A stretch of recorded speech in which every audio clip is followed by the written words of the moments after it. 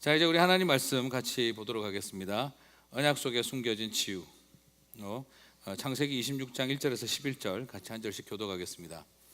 아브라함 때에 첫 흉년이 들었더니 그 땅에 또 흉년이 들매 이삭이 그랄로 가서 블레셋 왕 아비멜렉에게 이르렀더니 여호와께서 이삭에게 나타나 이르시되 애굽으로 내려가지 말고 내가 내게 지시하는 땅에 거주하라. 이 땅에 거류하며 내가 너와 함께 있어 내게 복을 주고 내가 이 모든 땅을 너와 내 자손에게 주리라. 내가 내 아버지 아브라함에게 맹세한 것을 이루어 내 자손을 하늘의 별과 같이 번성하게 하며 이 모든 땅을 내 자손에게 주리니 내 자손으로 말미암아 천하 만민이 복을 받으리라. 이는 아브라함이 내 말을 순종하고 내 명령과 내 계명과 내 율례와 내 법도를 지켰음이라 하시니라. 이삭이 그레레에 거주하였더니 그곳 사람들이 그의 아내에 대하여 물으매 그가 말하기를 그는 내 누이라 하였으니 리브가는 보기에 아리따움으로 그곳 백성이 리브가로 말미암아 자기를 죽일까 하여 그는 내 아내라 하기를 두려워함이었더라. 이삭이 거기 오래 거주하였더니 이삭이 그 아내 리브가를 껴안은 것을 블레셋 왕 아비멜렉이 창으로 내다본지라. 이에 아비멜렉이 이삭을 불러 이르되 그가 분명히 내 아내거늘 어찌 내 누이라 하였느냐. 이삭이 그에게 대답하되 내 생각에 그로 말미암아 내가 죽게 될까 두려워하였음이로라. 아비멜렉이 이르되 내가 어찌 우리에게 이렇게 행하였느냐. 너희 백성 중 하나가 내 아내와 동침할 뻔하였도다. 내가 죄를 우리에게 입혔으리라. 다시 읽겠습니다. 아비멜렉이 이에 모든 백성에게 명하여 이르되 이 사람이나 그의 아내를 범하는 자는 죽이리라 하였더라. 아멘.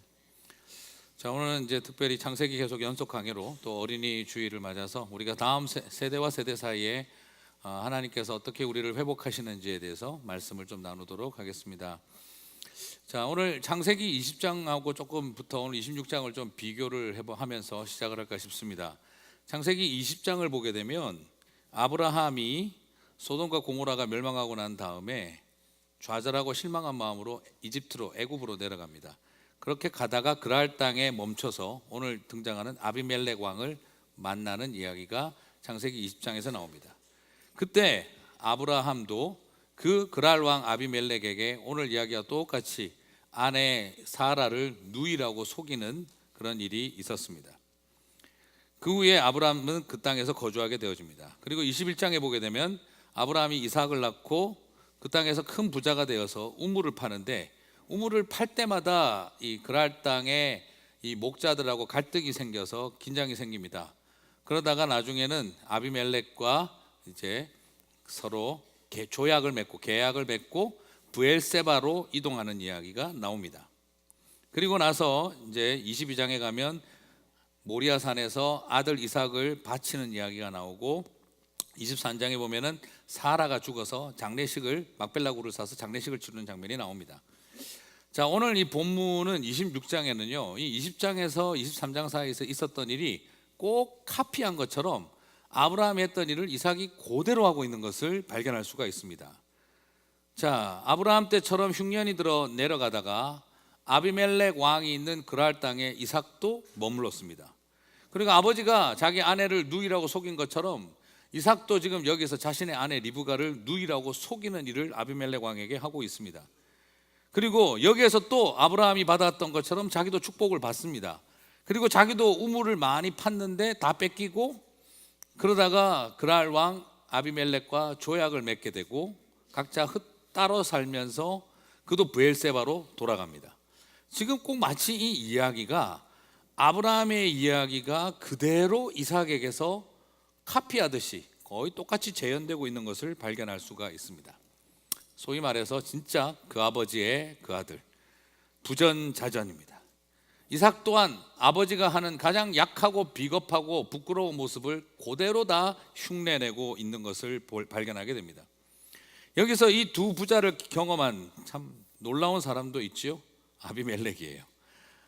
참, 이 사람 내가 속으로 무슨 생각이 내가 뭔 죄가 있어서 이 희한한 애비와 자식을 내가 다 만나나, 와이프를 누이라고 속이는 일에 유전하나, 뭐 이런 생각이 들지 않겠습니까? 이런 황당한 경험을 다 했어요.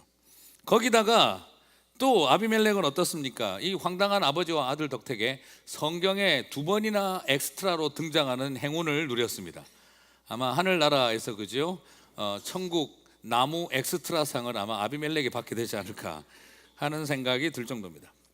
자, 창세기는 그런데 이 부끄러운 이 아내를 누이라고 속이는 이 부끄러운 이야기를 왜 3번에 걸쳐서 아브라함 2번, 이삭까지 이걸 다 성경에 적어놓고 있는 걸까요?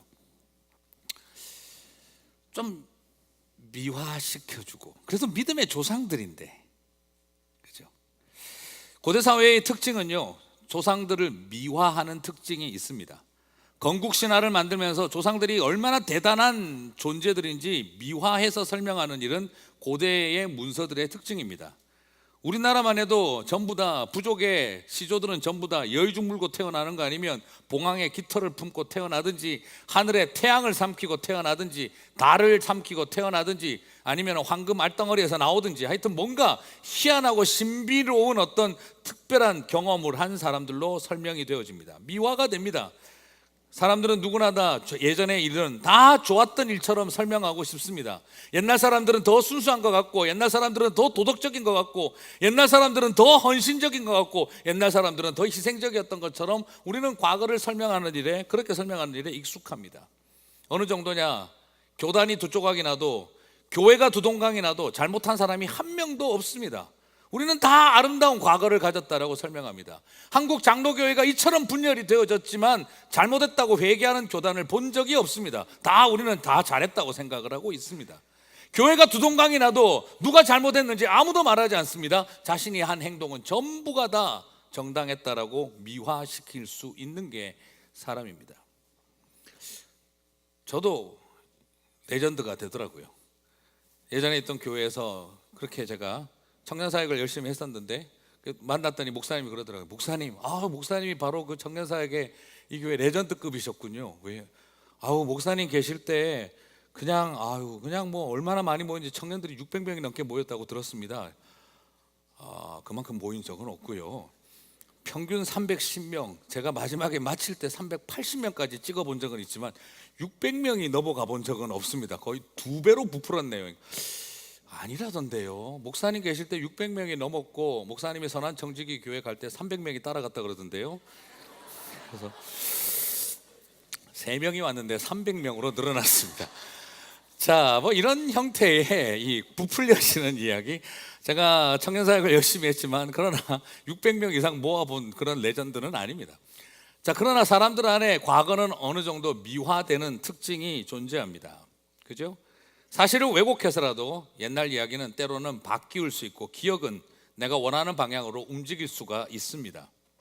자, 어쩌면 지금 우리가 이 땅을 살고 있지만 앞으로 한 2000년 지나고 나면 또 우리는 과거를 미화시킬 수 있습니다. 자, 나중에 어떤 한국 사람이 한 2000년 뒤에 이 아메리카 대륙을 발굴을 하다가, 그죠? 어느 날 LA 근처에서 뭘 뒤지다가 코리안 타운이라는 팻말을 찾았다고 생각해 보겠습니다. 그리고 나서 한국 가서 리포트를 쓰겠지요. 알고 보니 2000년 전에 이 조그만한 한반도 이 한국 사람들이 미국 아메리카 대륙까지 정복하여 식민지를 개척했더라. 코리안 타운이 아메리카에 있는 것을 확인하고 왔다. 그리고 거기에서 발굴하다 보니 대량의 뚝배기를 200개를 발견했는데 그 도자기를 조사해 본 결과 청국장 냄새가 빼어 있는 것을 발견하고 한국 사람들이 미국까지 가서 청국장 문화를 정착시켰다. 제가 써놓고도 웃었지만 가능한 이야기가 되지 않겠습니까? 한 2000년 지나고 나면 말이죠. 자, 우리는 지나간 역사들을 얼마든지 미화시킬 수 있고 과거는 다 아름답게 만들어 놓을 수 있는 사람들입니다. 자, 이렇게 미화되는 이야기, 그리고 그런 일에 우리는 어떤 의미에서는 익숙할 수도 있는 사람들입니다. 그러나 성경을 살펴보게 되면 조상들의 이야기를 전혀 미화하지 않고 있습니다. 성경은 히브리인들의 조상 이야기에 대해서 무슨 전설의 하늘에서 떨어진 사람처럼 설명하지 않습니다. 죄를 지어서 에덴 동산에서 쫓겨난 사람들이었고, 그리고 하나님의 뜻대로 살지 않다가 홍수 나서 다 죽었던 사람들이었고, 겨우 한 가정 살려놨더니 그나마 그 사람들도 바벨탑 지어서 난리가 났고, 그리고 그 중에서 아브라함이라는 사람을 선택해서 믿음의 조상으로 삼으려고 했더니 아내를 누이라고 2번이나 사기치며 그 덕택에 번 돈으로 돈 많이 벌었고, 그리고 그 집안의 자녀들, 야곱의 집안은 콩가루 집안에 흩어질 대로 다 흩어져 버렸으며, 그리고 그 아들 야곱은 잔머리 치면서 인생을 거의 대부분 다 살았다. 그리고 나중에 이집트의 노예로 끌려가서 이집트로 가서 그 땅에서 노예가 되어 400년 동안을 살았던 사람들이다 하는 이런 인간의 어떤 미화시켜 놓을 수 있는 내용들은 하나도 남겨놓지 않은 채 부끄럽고 숨기고 싶은 역사 이야기만 쫙 적어놔 버렸습니다. 여러분, 사실 제가 성경이 계시라고 믿는 여러 가지 이유가 있지만 그 중에 하나가 이런 것도 한 이유입니다. 사람이 적었다면 이렇게 안 적었을 것입니다. 사람이 적었다면 다 미화시켰을 것입니다. 자신들의 족보 대단하게 바꿔놨을 것입니다. 여러분, 우리 한국 사람들만 봐도 어떻습니까? 조선시대 때 양반이 몇 %였을까요? 조선시대 초기에 양반이 몇 %나 됐을까요?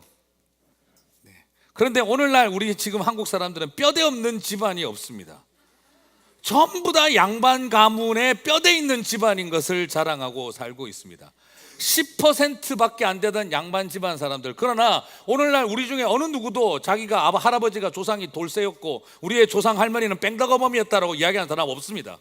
우리는 전부 다 신사임당의 후예인 것 같고, 우리는 전부 다 왕족 집안인 것처럼 전부 다 족보 갖고 뼈대 있는 집안 자랑하고 살고 있습니다.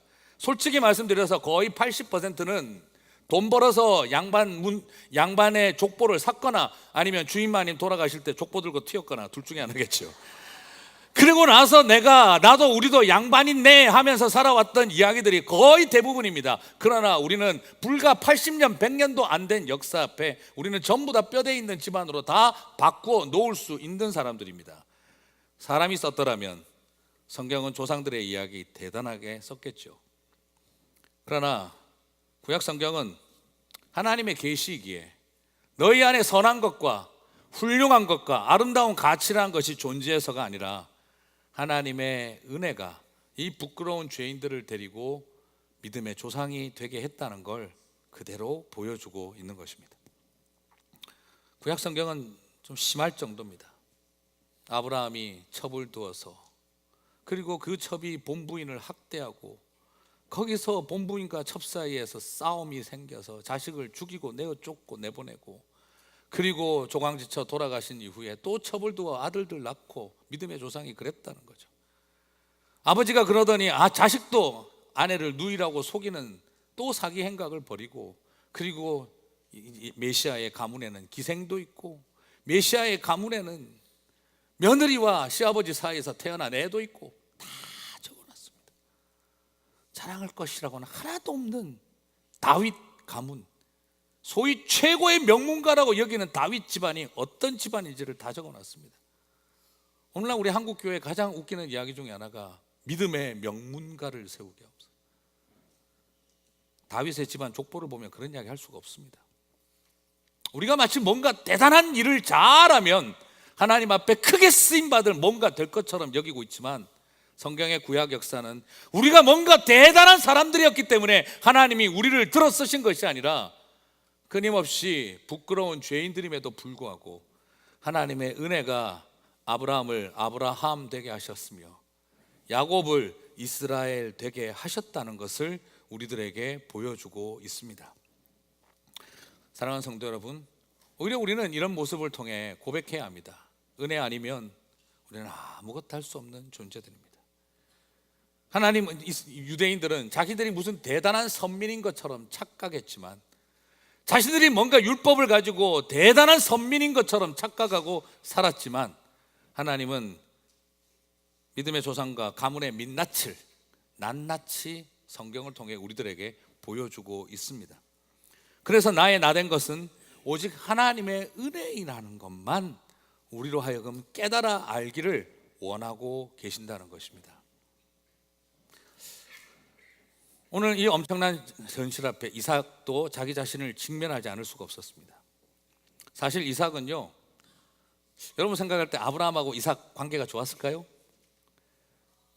믿음의 조상 3대 아브라함과 이삭과 야곱은 부자지간의 관계가 돈독하고 특별했을까요? 우리는 늘 아브라함과 이삭과 야곱의 하나님, 그러니까 굉장히 좋은 관계였을 거라고 생각하죠. 오늘 살펴보시면 알겠지만 서로 같이 살 관계가 아니었습니다. 사실 이삭은요, 누구보다도 어머니하고 친밀한 관계가 깊었습니다. 오죽하면 마마보이로 불리울 만큼 서름 많고 한 많은 인생이신 사라의 친밀한 친구였습니다. 오죽하면 아버지 장례식하고 어머니 장례식을 비교해보면 분위기가 다릅니다. 아버지가 돌아가신 아브라함의 장례식, 창세기 25장 9절을 보면은요, 창세기는 이렇게 묘사하고 있습니다. 그의 아들들인 이삭과 이스마엘이 그를 마므레 앞 해쪽 속 소알의 아들 에브론의 밭에 있는 막벨라 굴에 장사하였으니. 끝입니다. 여기서 이걸 보게 되면 어떤 느낌이 드세요? 가끔씩 중앙일보나 한국일보에 나오는 아버님 장례 부고 같은 느낌밖에 안 듭니다. 교회 주보 광고에 나오는 몇 월 며칠 언제 어디에서 누구누구 장례식 있고 아들은 누구누구 있습니다. 요 이야기까지만 딱 적혀 있습니다. 개인의 감정이 전혀 들어가 있지 않은 굉장히 객관적인 진술만 나와 있습니다. 반면에 창세기 24장 67절에 보게 되면 어머님 장례와의 이삭의 관계를 볼 수가 있습니다. 이삭이 이때 리브가와 결혼을 하고 난 다음에 이제 나오는 표현인데, 이런 표현이 있습니다. 이삭이 리브가를 인도하여 그의 어머니 사라의 장막으로 드리고 그를 맞이하여 아내로 삼고 사랑하였으니 이삭이 그의 어머니를 장례한 후에 위로를 얻었더라.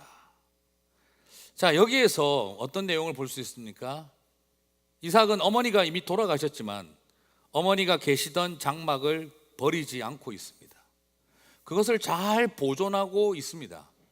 그러다가 어머니 장막을 잘 보존하고 있다가 리브가를 통해 새 아내를 맡게 되자 그는 신방을 차리지 않고 어머니의 장막으로 아내를 모시고 갑니다. 그리고 자신의 아내를 어머니 사랑하듯이 그렇게 사랑합니다. 그러면서 뭐라고 이야기합니까? 비로소 이삭이 어머니 돌아가신 슬픔을 위로를 받았다라고 하는 거예요. 그럼 지금까지 그 장래에 대한 위로를 전혀 받지 못하고 있었다는 거죠. 어머니에 대한 슬픔은 계속 가슴에 품고 있었다는 거예요. 아버지 장례식은 끝내버리고 끝나 말았습니다. 참 마음이 슬프죠. 네. 우리는 여기서 뭔가 아브라함과 이삭의 관계가 썩 좋은 관계만은 아니었구나 하는 작은 신호를 발견하게 됩니다. 예전에 돌아가신 황수관 박사님이 세미나 했던 내용을 제가 들었던 적이 있는데요. 이제 동영상이 많이 돌아다녀서 보신 분들도 많을 겁니다. 그 영국 문화협회에서 세계 비영어권 국가 102개 국가 중에 4만 명을 대상으로 해서 당신이 생각하는 가장 아름다운 영어 단어가 무엇입니까? 라고 설문조사를 했는데 1등이 뭐였을까요? mother, 엄마였습니다. 2등은 뭐였을까요? 황소관 박사님 말로 father였으면 얼마나 좋았겠습니까? 근데 2등은 father가 아니고 passion이었습니다. 그럼 3등은 무엇이었을까요? 역시 황소관 박사님 말대로 father였으면 얼마나 좋았겠습니까만 father가 아니라 뭐였을까요? smile이었습니다. 그럼 4등은 뭐였을까요?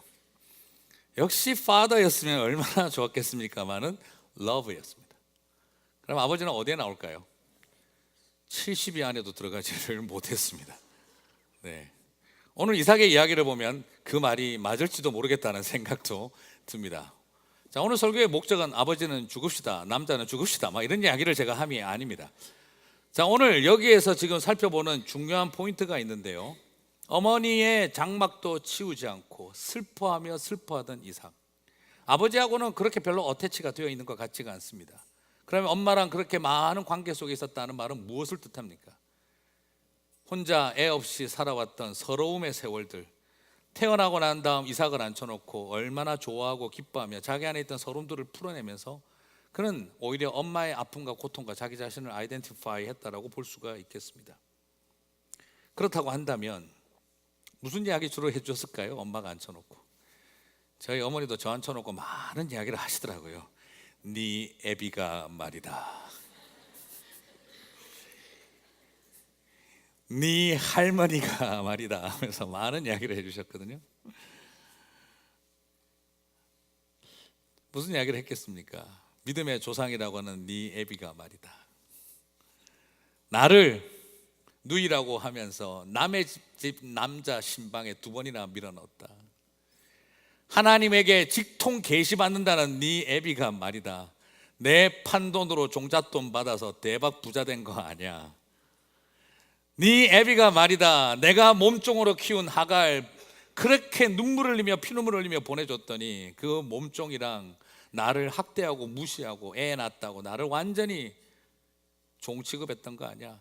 천사들이 방문하러 오면은 밥은 내가 다 해야 되는 거 아니야. 자기 가슴 속에 있었던 한을 다 풀어놨을 것입니다. 이삭은 속으로 아버지를 바라보면서 무슨 생각을 했을까요? 아내를 2번이나 누이로 속이면서 그렇게 살아왔다는 아버지의 이야기를 들으면서 좋은 삶의 지혜를 가지고 계셨군요 라는 이런 생각을 했을까요? 아니면 어떻게 자기가 사랑하는 여성을 저렇게 할 수가 있을까 경멸하고 무시하고 싶었을까요? 금방 본 24장 67절에서 이삭이 리브가와 결혼하여 어머니의 장례를 위로를 받는다는 이야기가 나오고 난 다음 여러분 25장 1절에는 창세기 25장 1절에 뭐가 나오는지 아십니까? 아브라함이 후처를 들여 많은 아들을 낳았다는 이야기가 바로 나옵니다. 평생을 그렇게 서름받고 살아온 어머니 밑에 유일한 아들인 이삭은 어머니의 돌아가신 그 슬픔을 가슴에 안고 살아가고 있을 때 이제 리브가는 맞이하여 드디어 결혼하여 가정을 이루고 어머니 돌아가신 슬픔을 이제 위로받기 시작하자 아들 장가 보내자마자 그 다음 나온 이야기가 이제 돌아가실 때도 다 되어 가신 아버지 아브라함은 또 후처를 들여 아들들을 낳기 시작을 하고 있습니다. 그걸 쳐다본 이삭은 무슨 생각이 들었을까요? 제가 여기서 말하고 싶은 것은 아마 이삭의 마음속에도 그런 생각을 했을 것입니다. 나는 내 사랑하는 아내를 누이라고 속이며 팔고 살아가지 않을 거다. 나는 아버지같이 저렇게 안 산다. 어쩌면 그런 마음이 이삭으로 하여금 구약 성경 시대에 유일하게 끝까지 일부일처제로 살게 만들었는지도 모르겠습니다. 그가 한 여성과 결혼하고 사랑하고 살아갔던 이유는 그런 아버지의 모습 속에서 나는 저렇게 안 산다 하는 그런 마음이 그의 마음속에 굉장히 많았을 가능성을 우리는 여기서 발견하게 되었습니다. 사랑하는 사람에게 한 사람을 사랑하며 어머니처럼 모시고 어머니가 2명이 아니듯이 나에게 아내는 1명이다 이런 마음으로 이삭은 그 뒤로 살아갔던 것이죠. 그런데 여러분 이런 이삭도 정작 그랄 땅에 와서 아비멜렉 앞에 서고 보니 자기가 그렇게 경멸하던 아버지 아내를 누이라고 속이며 살아가던 자기 아버지하고 똑같은 자기 자신을 지금 발견하고 있는 것입니다. 여러분 사람이 참 희한한 게 뭔지 아십니까? 저 사람 옛날에 저런 사기 쳐가지고 부자 됐대라고 말하면서도 자기도 그 자리에 들어가면 내가 경멸하던 짓을 한다는 것입니다. 내가 경멸하던 아버지의 그 선택과 방법을 그렇게 경멸해놓고 나도 내 삶의 위기와 닥치자 나도 똑같은 결정을 하고 살아가는 인간이라는 사실 앞에 이삭은 직면하게 되어진 것입니다. 나는 다르게 살 줄 알았죠. 나는 내 아버지하고는 다르게 할 거라고 생각했죠. 그러나 삶의 문제가 부닥치자 자기도 똑같이 아버지가 어머니를 누이라고 속였던 것처럼 자기 자신도 아내를 누이라고 속이는 사람이 되고 있는 것을 발견하게 되어집니다. 여기서 이삭은 무엇을 발견하게 될까요? 아버지의 부끄러운 모습이 내 안에 그대로 있고 어떤 인간도 동일한 죄인이라는 것을 발견하게 되는 것입니다. 여러분 젊은 목사들이 많이 일어나면 이민교회와 한국교회가 좀 달라질까요? 그렇게 생각하십니까? 젊은 집사들이 많이 일어나서 열심히 교회를 섬기면 다음 세대의 교회는 좀 달라질 거라고 생각하십니까? 그런 진화론적인 생각을 저는 믿지 않습니다. 뭔가 다음번은 괜찮아졌겠지 저는 그렇게 단순하게 생각하지 않습니다. 젊은 사람들이 한국교회를 개혁하자고 한다고 해서 한국교회가 그냥 단순하게 가만히 내버려두면 젊은 사람들이 어른 되면 다 좋아질 거라고 생각합니까? 전혀 그렇지 않습니다. 지금 망쳐놓은 사람들이 그들도 한때 젊었고 나는 저렇게 안 한다 소리 왜 안 했겠습니까? 누구나 다 똑같습니다. 깨어있지 아니하면 자기 자신이 얼마나 무서운 죄인인지를 잊어버리면 나는 마치 뭔가 대단히 괜찮은 의인처럼 살 것처럼 착각한다면 똑같은 죄인 되는 것은 시간 문제입니다. 누구나 다 한때 다 젊은 사람이었습니다.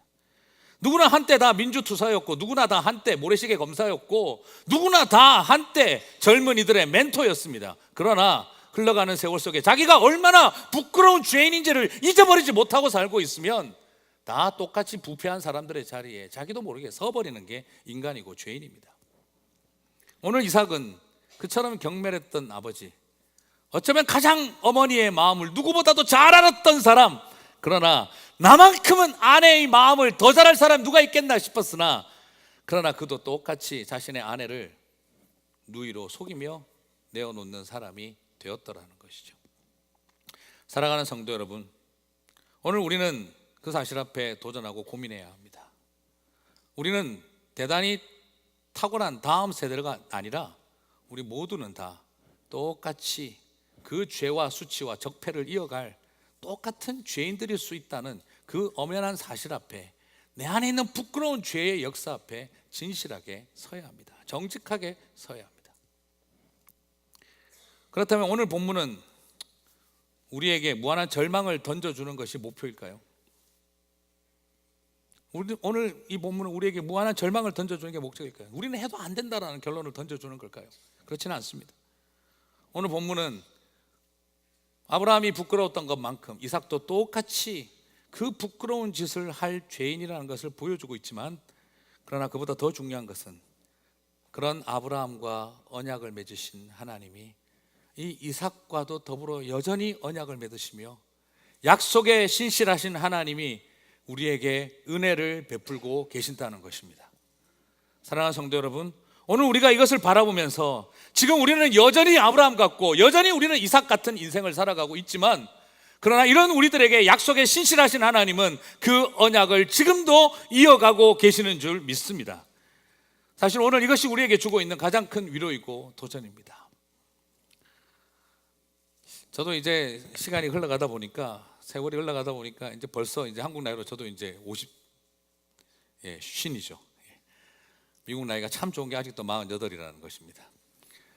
그런데 참 이 복잡한 자리에서 저도 이제 가운데 이제 끼어서 고민을 해보다 보니 여러 생각들이 듭니다. 이번에 딸 데리고 그냥 공항 갔다가 그냥 뭐 마일리지 어떻게 하냐고 이래저래 물어봤더니, 딸 이름으로 해요, 제 이름으로 마일리지를 해서 패밀리로 묶어요 하고 물어보니까 그러더라고요. 아시아나 직원이 따님과 어르신이 같이 비행기를 타시나요? 이렇게 묻더라고요.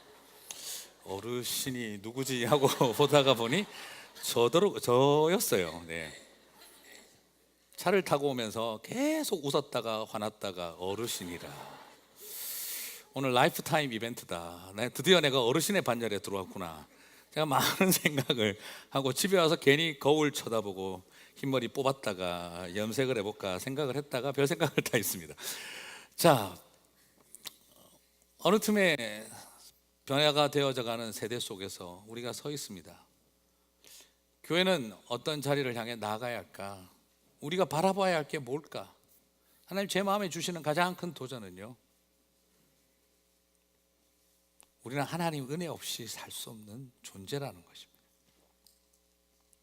아브라함도 이삭도 다 똑같은 죄인들이었고, 이 부끄러운 인생들 데리고 주님은 당신의 역사를 은혜로 써내려 가셨다는 것입니다.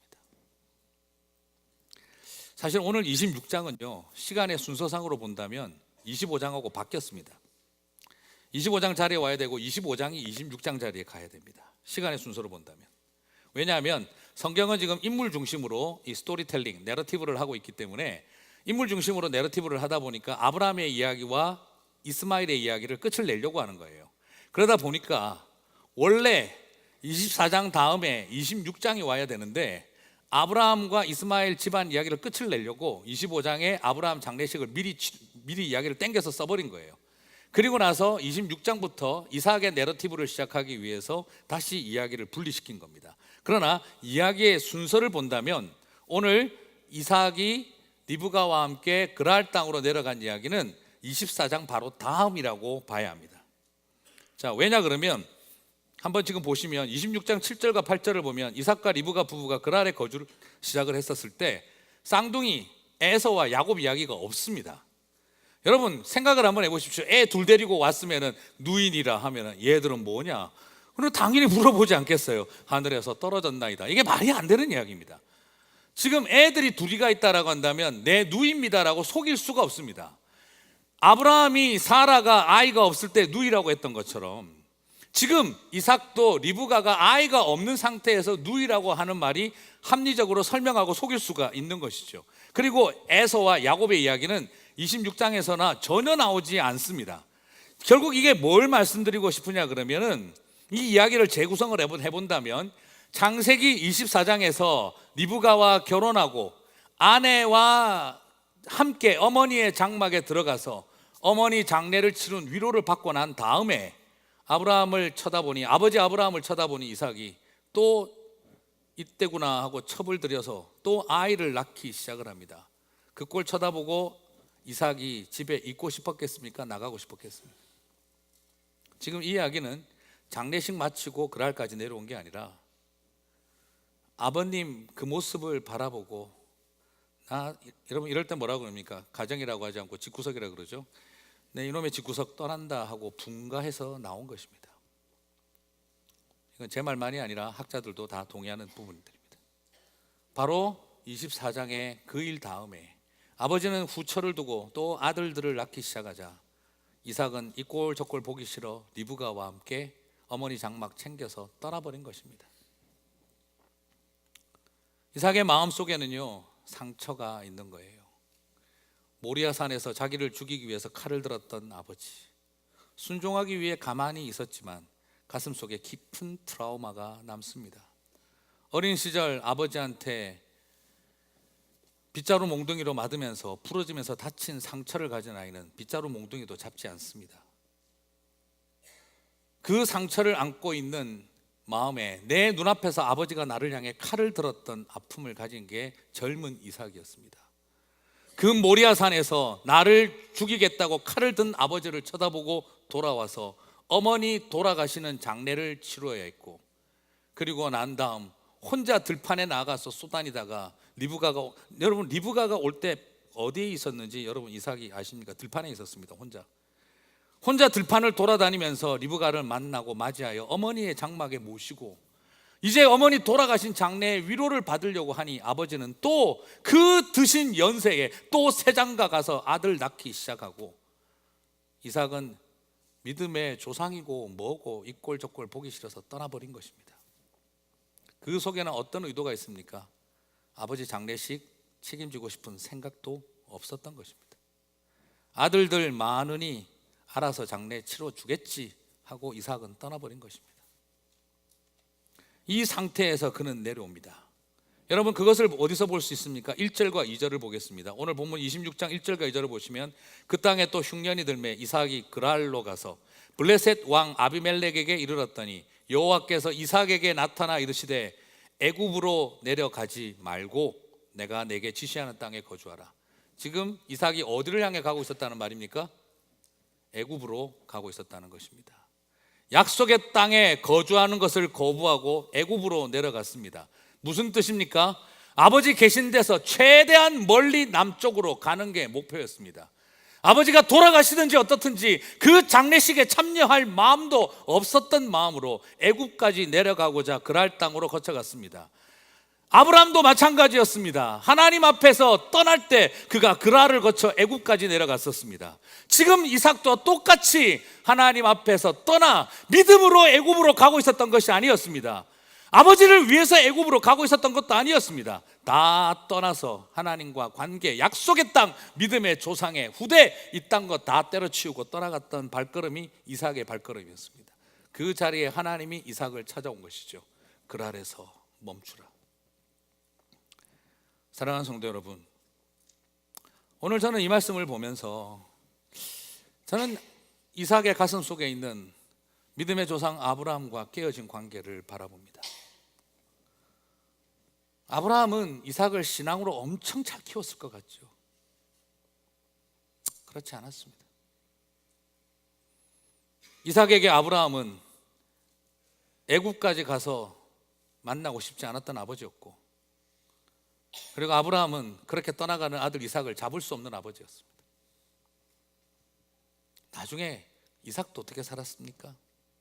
이삭도 편애로 인하여 아들들 다 콩가루지만 만들어 버렸고, 그리고 야곱도 또한 마찬가지로 똑같이 그 길을 걸어갔습니다. 우리는 믿음의 조상들은 대단히 엄청나게 자녀들을 신앙으로 잘 양육했을 것 같습니다. 그러나 우리는 여기서 다시 발견합니다. 하나님의 은혜가 이들을 회복시키셨던 것입니다. 오늘 이런 이삭에게 하나님이 찾아오셨습니다. 그리고 나서 오늘 우리가 읽었던 본문 4절과 5절에서 내 자손을 하늘의 별과 같이 번성하게 하며 이 모든 땅을 내 자손에게 주리니 내 자손으로 말미암아 천하 만민이 복을 받으리라. 이는 아브라함이 내 말을 순종하고 내 명령과 내 계명과 내 율례와 내 법도를 지켰음이니라 하시니라. 저는 이 말을 딱 듣는 순간에요, 이삭이 어떤 말을 했을까요? 웃었을 것 같아요. 아이고, 지금 하나님, 하나님도 거짓말 하십니까? 이렇게 말할 것 같아요. 아니, 지금 저희 아버지가 내 말을 순종하고 내 명령과 내 계명과 내 율례와 내 법도를 그렇게 5번이나 제대로 지키셨습니까? 그렇게 물어보고 싶지 않았겠어요? 여러분, 지금까지 우리가 살펴본 아브라함 그렇게 대단하게 믿음 생활 잘했습니까? 그런데 지금 하나님 여기에서 뭐라고 하고 계시죠? 이 아브라함이 어떤 사람이라고 평하고 있습니까? 내 말과 내 명령과 내 계명과 내 율례와 내 법도를 잘 지켜 순종한 사람이었다라고 말하고 있어요. 저는 여기에서 하나님이 주시는 위로를 바라봅니다. 그리고 하나님이 주시는 치유를 바라봅니다. 여러분, 지금 어떻습니까? 이삭의 입장에서는 어떤 마음일까요? 이 말에 대해서 No, it's not true 라고 말하고 싶지 않겠습니까? 그런데 하나님이 그 아브라함을 어떻게 여기고 계신다는 것입니까? 이렇게 귀하게 여겨주고 계신다는 거예요. 딱 하나입니다. 믿음 때문입니다. 오늘 여기에서 우리는 바라봅니다. 그가 율례와 법도와 계명을 잘 지킨 게 아닙니다. 아브라함은 믿음으로 의롭게 여김을 받은 사람입니다. 그 모든 것이 완성했다는 걸 보여주고 있는 겁니다. 그리고 저는 여기서 작은 걸 발견합니다. 자식들은요, 애들은 엄마 아빠 못한 거 끝까지 기억합니다. 공감이 안 되세요? 네.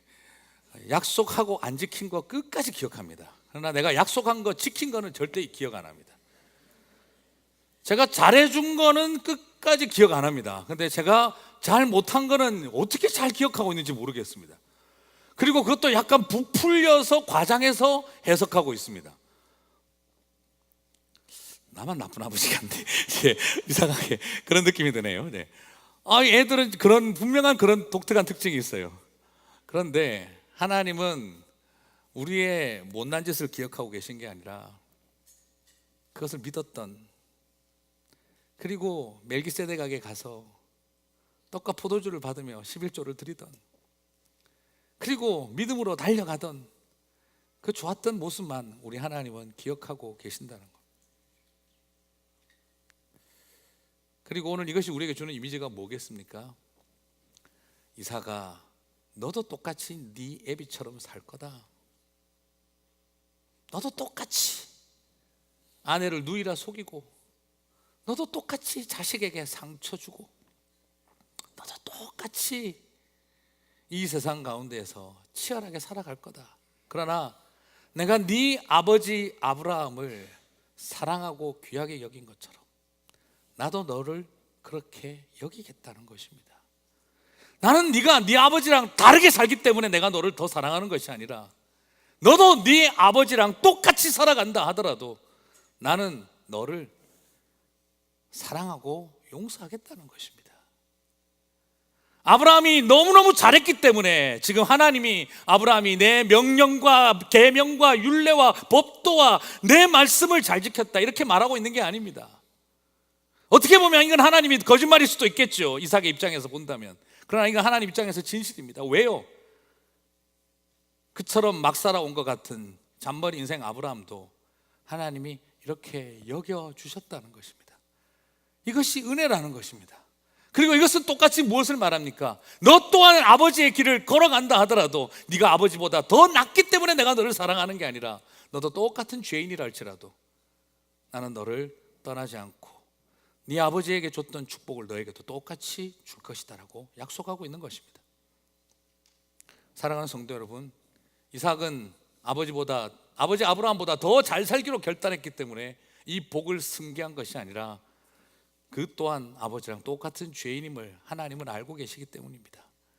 아비멜렉은 지겨웠을런지 모르겠으나 하나님은 이 똑같은 아브라함과 이삭을 보면서도 그분은 이들의 부끄러움을 그냥 있는 그대로 사랑하고 받아주시는 분이신 줄 믿습니다. 저는 오늘 그렇게 읽어보았습니다. 내 아버지에게 상한 마음, 그가 들어올렸던 칼, 저는 하나님께서 이것을 위로하고 계신 거라고 생각해요. 이삭아, 네 아버지가 들었던 그 칼은 내가 시킨 거다 이 말이죠.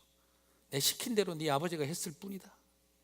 오늘 이것이 담고 있는 또 다른 의미는 바로 그것입니다. 너의 가슴 속에 트라우마로 남았던 그 모습, 그거 다 내가 시켜서 한 일이다. 네 애비 탓하지 마라 하는 것입니다. 저는 개인적으로 오늘 이 말씀 읽으면서 마음이 울컥했습니다. 하나님이 제 자녀들에게 그렇게 말해줄 거라는 소망이 생겼기 때문입니다. 네 애비가 바빠서 주말에 같이 놀아주지도 못한 거 네 애비 탓하지 마라. 내가 시킨 일에 순종하느라 그랬다. 너희들의 미래 다 던져놓고 선교사로 가버린 너네 아빠 엄마, 그 엄마 아빠 탓하지 마라. 그 엄마 아빠는 너희들 내 말에 순종했기 때문이다. 뭔 교회에 꿀 발라놨다고 그렇게 좋다고 가서 봉사하는 우리 엄마 아빠 너무 탓하지 마라. 내 명령과 규례대로 순종하더라 그랬던 거다. 지금 하나님이 이삭을 찾아와서 아브라함을 변론해주고 있는 것입니다. 네 애비가 그렇게 한 것은 다 내 말 순종하느라 그랬던 거다. 지금 이삭에게 그렇게 말하고 있는 것입니다. 우리는 여기서 아브라함의 들어올린 칼을 뒤집어 쓰고 계시는, 자신이 담당하고 계시는 하나님의 모습을 바라보고 있는 것입니다. 그래서 오늘 저는 이 본문을 묵상하면서 이런 기도를 드립니다. 하나님, 저도 좋은 아버지고 싶었지만, 좋은 남편이고 싶었지만 얼마나 연약하고 상처를 준 인생인지 모르겠습니다. 그래서 집을 떠나가는 아들을 붙잡지 못하고 내 힘으로 어떻게 할 수 없는 존재이기도 합니다. 하지만 언젠가 이 이삭을 찾아가 주셨듯이 우리의 아이들을 찾아가 주실 줄 믿습니다. 그리고 찾아가 주셔서 또 자신의 연약함을 통해 역사하시는 하나님의 은혜 앞에 서게 해 주실 줄 믿습니다. 오늘 이 소망이 저와 여러분과 함께 하시기를 주님의 이름으로 축복합니다.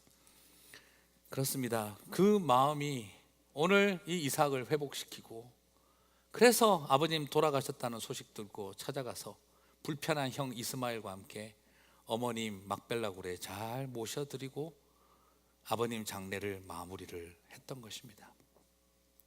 사랑하는 성도 여러분, 오늘 본문은 우리가 피할 수 없는 죄인임을 다 보여주고 있습니다. 동시에 언약에 신실하신 하나님이 상한 마음으로 가득한 우리들의 관계를 회복하고 계신 것을 봅니다.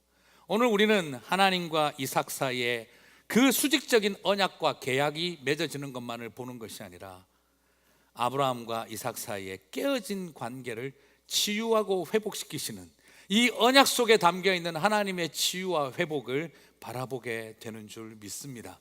오늘 하나님의 그 언약이 저와 여러분 안에 깊은 치유와 회복으로 다시 역사하시게 되기를 주님의 이름으로 축복합니다. 그래서 그처럼 불편했던 아브라함의 노년의 인생을 아들 이삭이, 또한 불편했던 그 마음으로 떠나왔던 아들이 자신의 연약함을 발견하며 하나님의 은혜 앞에, 우리가 다 똑같은 죄인이며 은혜 앞에 함께 서게 만든 회복의 역사가 우리 가운데 있게 하실 줄 믿습니다. 저는 이번에 어린이 주일을 맞으면서 이 세대 간의 차이 속에 우리는 어떻게 무엇을 할 수 있을까? 여러분, 우리가 무슨 대단한 영적 유산 넘겨주려고 하면 안 됩니다. 우리가 어떻게 영적 유산을 넘겨주겠습니까? 엄마처럼 기도해라, 아빠처럼 말씀 봐라, 아빠처럼 교회 봉사하라, 그런 것이 아이들에게 영적 유산이 절대 아닙니다. 선한 청지교회 같이 좋은 교회 만들어서 너네들한테 건물로 유산 넘겨줄게, 그게 더 위선적으로 보입니다. 오히려 그것이 아니라 우리가 다음 세대와 다음 세대 사이에 서서 우리가 해야 할 일은, 하나님이 이런 부끄러운 우리를 여전히 사랑하셨고, 그리고 너희들도 언젠가 똑같은 부끄러운 죄인인 걸 발견할 때에도 우리를 사랑하셨듯이, 나와 언약을 포기하지 않으셨듯이 너와 언약을 포기하지 않으신다는 것 하나 가르쳐주면 되는 것입니다.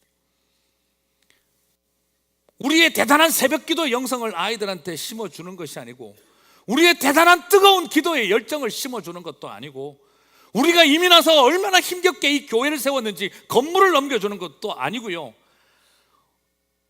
그렇게 교회 와서 예배드리고 거룩한 것 그 추구하면서도 여전히 집에 와서 너네들에게 상처 주고 부끄러운 모습밖에 보이지 못한 우리들이지만, 그럼에도 불구하고 이런 우리를 하나님이 용서하고 사랑하셨다는 것, 나는 너에게 자랑할 것이 하나도 없지만 이 부끄러운 죄인을 하나님이 붙들어 주셨다는 것 하나만 우리의 아이들에게 전해줄 수만 있다면, 그것이 가장 아름다운 믿음의 유산을 전하는 일일 줄 믿습니다. 교사는 아버지들 중에 제일 아버지다운 사람이 교사를 하는 게 아니고, 교사는 어머니들 중에 가장 어머니 같은 분이 교사를 하는 게 아니라, 내가 아브라함이었고, 그리고 내가 나중에 보니 그처럼 아브라함 아버지를 쳐다보기 싫어 애국까지 내려가던 나 이삭이었는데, 나도 똑같은 인간이었음을 발견하고 온다라고 말하는 사람들이 바로 내가 하나님의 은혜 말고는 아무것도 할 게 없다는 걸 아는 사람들이, 감히 가르치려고 들지 않는 사람들이,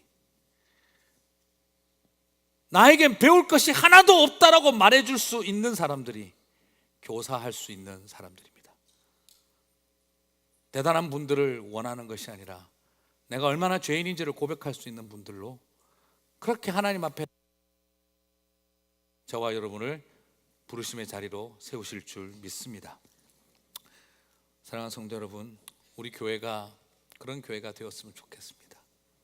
우리가 뭐 대단하게 개혁을 이루고 새로운 것을 추구해내고 남다르게 뭔가 한 것을 다음 세대에게 유산으로 물려주는 그런 교만한 이야기 다 내려놓고, 그저 우리는 하나님의 은혜 말고는, 우리는 그저 부끄러운 아브라함이었고 이삭이었음을 고백하며 다음 세대로 나아가는 교회였으면 좋겠습니다.